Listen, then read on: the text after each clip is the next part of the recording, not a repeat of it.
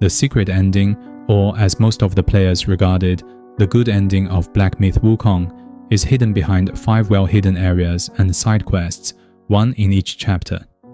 All of these quests will give us amazing rewards, from ancient relics, amazing armor sets, to overpowered weapons and spells. Additionally, the bosses and stories behind these areas are also something you don't want to miss, especially when the most epic fight in the entire game is actually optional and easy to miss. This guide will show you how to reach all secret areas in each chapter, unlock the ultimate transformation of Wukong, and reach the secret ending of Black Myth Wukong. In Chapter 1, we need to find and strike 3 bells located around the map, starting from the Forest of Wolves outside the forest. Follow the path towards the small groups of mobs. Take the left path and continue ahead.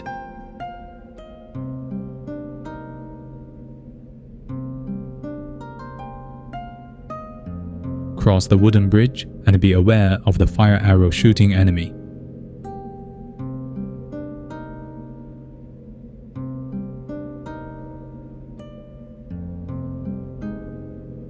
As we reach the other side, a doorway will show up.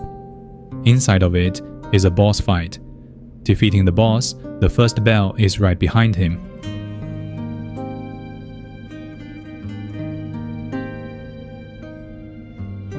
The second bell can be found close to Bamboo Grove Snake Trail. From the shrine, go to the right and up a flight of stairs. Turn left at the top and cross the wooden bridge. We can follow the path down normally, but we can also simply jump down from here.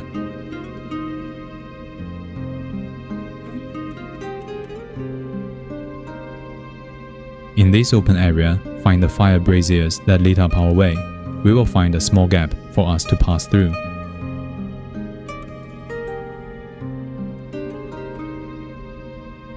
On the other side is another boss fight. Again, behind the boss after he is dead, is the second bell.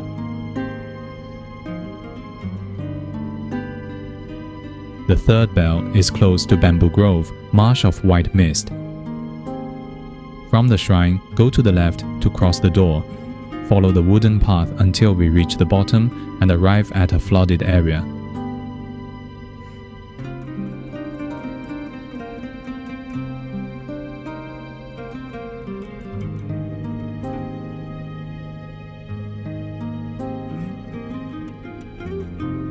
In front of us is a small temple, but we are turning left first. A small path will lead us to another hidden area, and from here we can find the third and final bell.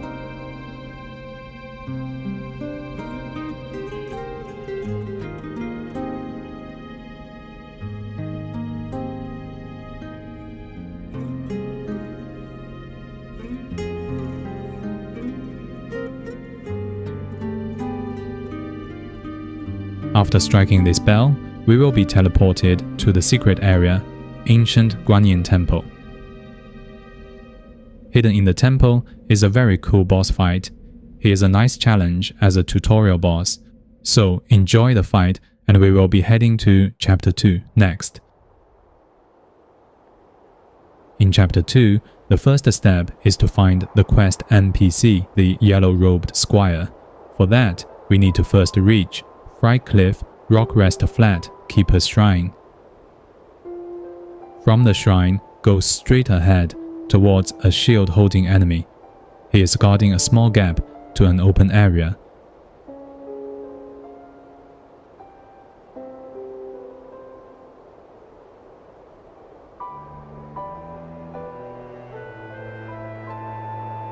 In the center of this area, we can find a drunken boar sitting on a platform. He is the yellow-robed squire. Talk to him for the quest. He is pretty drunk, so we need to sober him up. To do that, we need to progress after the Tiger Vanguard and unlock the next shrine, Yellow Wind Formation, Windrest Bridge. From the shrine, go downwards into the village.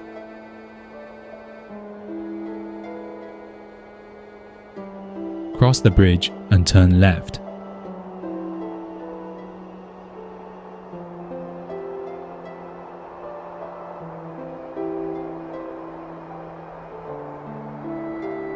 Enter the door on the right. You should find a glowing jar in this shed. Break it to get the sobering stone. Now head back to the drunken boar, exhaust his dialogue. He will head to Crouching Tiger Temple. We will need a jade lotus next. If there is not yet one in our inventory, we can easily buy them from any shrine. Once ready, travel to temple entrance. Enter the temple. The boar will be sitting by the stairs on the right. Talk to him, he will ask for a jade lotus, which we already have. After dialogue, he will move back to the original place. So let's travel back. He won't be sitting here anymore. Instead, turn back and find him pacing on the hill. Defeating him, he will surrender and escape to the door behind him.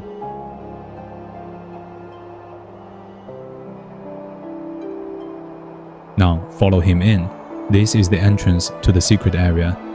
In this area is another epic boss fight, and this concludes what we need to do in Chapter 2.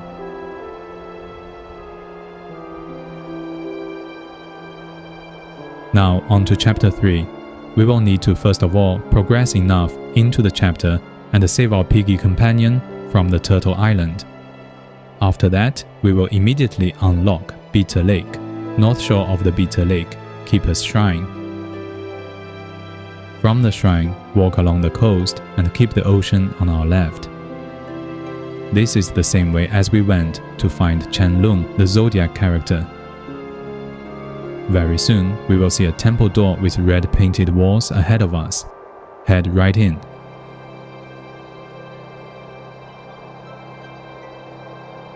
Across the yard, there is another building, and we can hear someone pleading for help.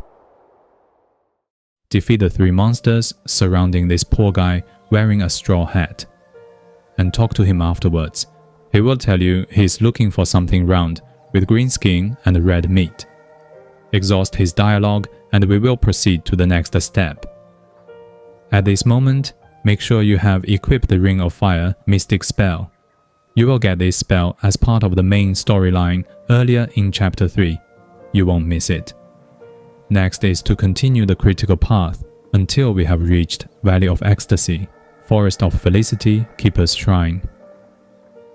From the shrine, head straight ahead and cross the wooden gate with torches on either side. Follow the mountain path and keep an eye out on the left. There will be a small gap on the cliff for us to head in. Turn right immediately and continue to follow the snowy path down. A frozen lake on the left and many stone structures along the way will indicate we are on the right way. Eventually, we will find the straw hat sitting on a branch, freezing. Use Ring of Fire next to him, a cutscene will play.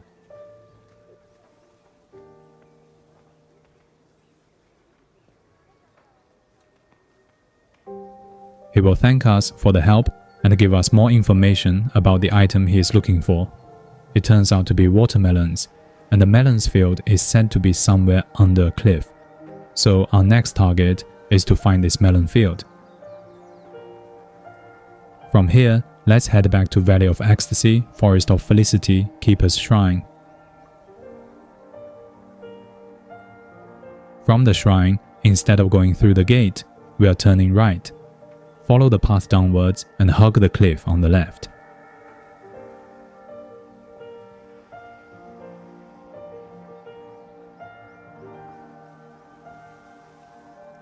Drop from a small stairs, continue to take the torch lead path on the left. Cross the bridge on the lake and turn left immediately. At the end of the path is the set cliff. Let's jump down from here, carefully take small jumps until we reach the bottom and unlock the next Keeper's Shrine, Melon Field.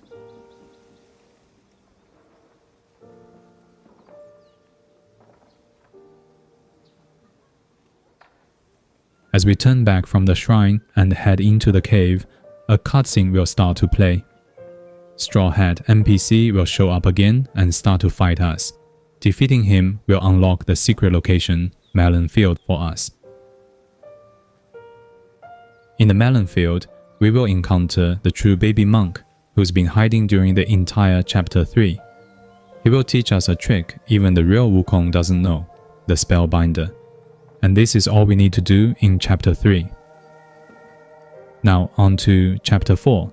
In Chapter 4, we need to progress the story until we have arrived at Webbed Hollow, Upper Hollow, Keeper's Shrine. From the shrine, turn up to the stairs,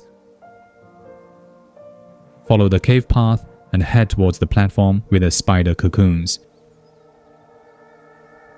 Drop down here and cycle back to the left. At a fire-lit place, we can find a ledge. Jump down to the platform below. Continue to follow the fire brazier and drop to the bottom. Turn to the left is a cave filled with spider cocoons. Carefully avoid them and exit from the other side. Remember, there will be fire brazier along the way showing the correct path. We won't miss it.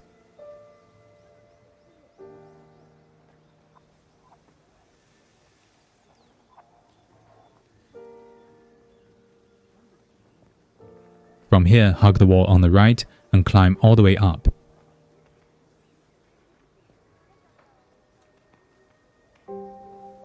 We will soon find the hidden Keeper's Shrine, Pool of Shattered Jade.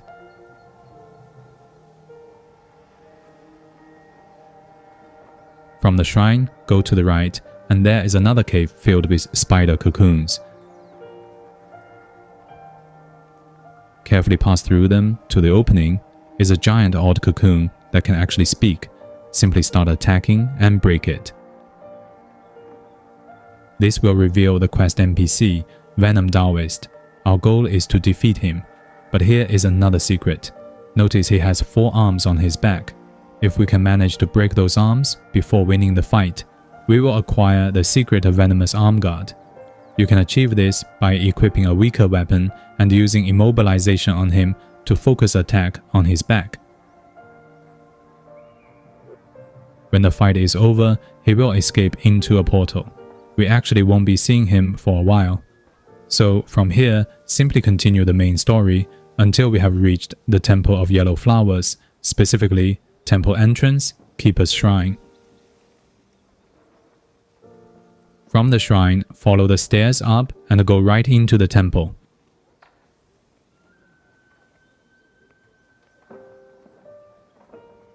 Turn left from the entrance and proceed deeper into the mountain.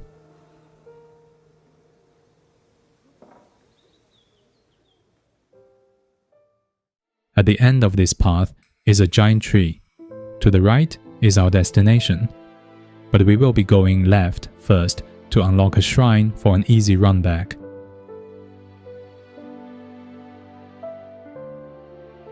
Here is the Court of Illumination, the last shrine before chapter end boss. From here, let's turn around and go back whence we came. Go straight ahead to this gate. You will notice the fire blazers again indicating the key location. This area is very linear, simply follow the stairs up.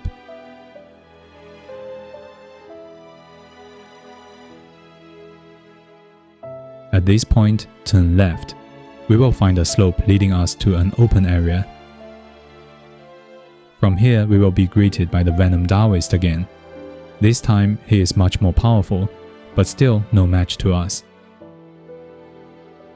Defeating him will unlock a painting on the wall. Interacting with his painting will finally take us to the Purple Cloud Mountain. Now, this area has a few more treasures and small side quests you can explore freely on your own. But eventually, reaching the top of this area, we will encounter the secret boss, the Dusk Veil. This fight is quite difficult at this stage of the game, but the pillar stunts will work wonders as it can reach his head. And make sure to fully utilize spells and spirits. You will be able to defeat him in no time. And this should wrap up the secret of Chapter 4 for us. Now finally, let's head into Chapter 5. As soon as we have arrived in Chapter 5, we will immediately be greeted by an axe-wielding warrior, the Pale Axe Stalwart. Defeating him, he will talk to us and unlock his quest. He mentioned that he is on the hunt for something called 5 element cards, and there are 5 of them. So our quest is to find and defeat all of them. In fact, 3 of them are all on the critical path of the main story. We won't miss them.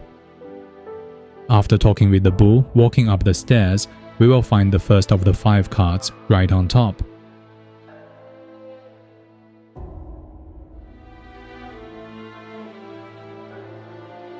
Continuing on the mountain path, right after the Height of Ember, Keeper's Shrine, we will find the second 5 element cards.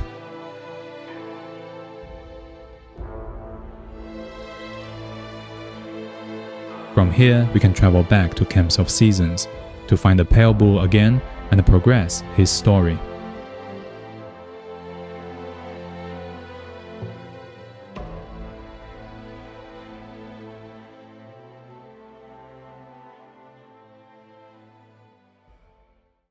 To reach the 3rd card, we will need to continue the main story until we have reached the Rakshasa Palace and defeated the Keeper of Flaming Mountains. This will take us to the Furnace Valley, Emerald Hall, Keeper's Shrine. From the shrine, head back into the center of the palace, where the boss fight happened.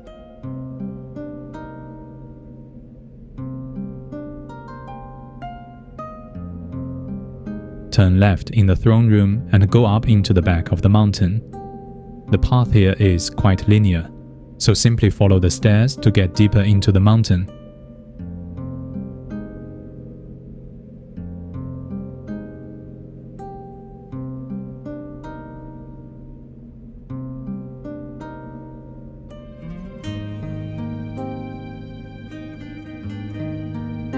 We will soon find the 3rd card, the Crimson Silver card. Defeating him will progress the quest to the next step. We can also find the Pale Bull in the same room if we have talked to him earlier. It's worth mentioning that one of the 5 cards would have already been dealt with by another NPC off camera, so we don't really have to find it at all. It's related to another different side quest and will be covered in a separate video. Now from here, we only have the final 5th card left. To reach it, we need to again continue the main story until we have reached Field of Fire, Ashen Pass 3, Keeper's Shrine. Along a very long and narrow mountain path, a rolling metal boulder trap is blocking the way, which will require some patience to pass through. I will speed up the footage and show you how to avoid it.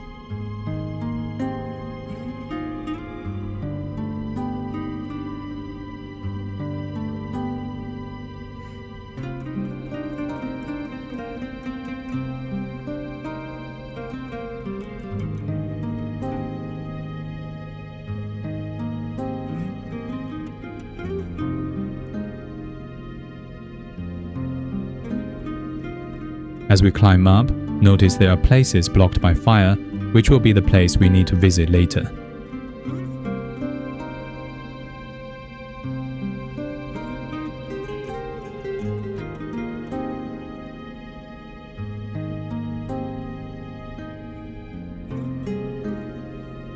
Finally, at the end of the path, we can find the Fox Demon. She will use her magical fan to blow out the fires in the mountain, and this should unlock many more areas for us. When the cutscene ends, we will travel right back to Ashen Pass 3. Follow the same path up this way. This time, there will be no boulder in our way.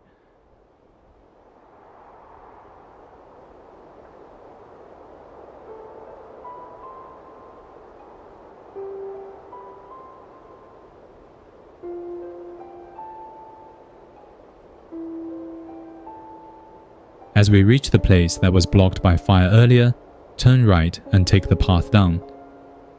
This will soon take us to another hidden Keeper's Shrine, Field of Fire, Cooling Slope. Within 100 feet, we will reach the final elemental card, the Rusty Gold card.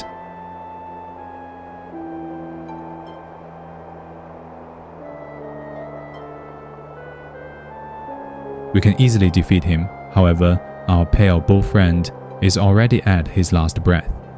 Using his final strength, he will unlock the ice-sealed door in front of us. After the cutscene, interact with the door. It will take us right into the secret area.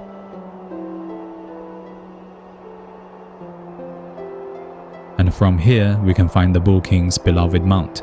Here is no pushover, so make sure you have the right build and enough fire resistance.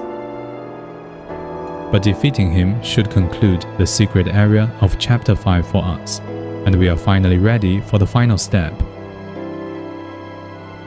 But from here, we do have two choices: either continue to Chapter 6 and finish the game to get the normal ending, or alternatively, we can go straight back to Chapter 3 to complete the final step. But remember, we can always do this anytime before we start the new game plus cycle. But assuming you are ready, let's head to Chapter 3, Pagoda Realm, Snowveil Trail. From the shrine to the left is the main path, but we are turning right here. There will be a long wooden bridge. Pass through it is a whiteout area. Heading towards where the frozen enemies are facing, soon it will clear out. And we can see a great pagoda ahead of us, and that's where we are going.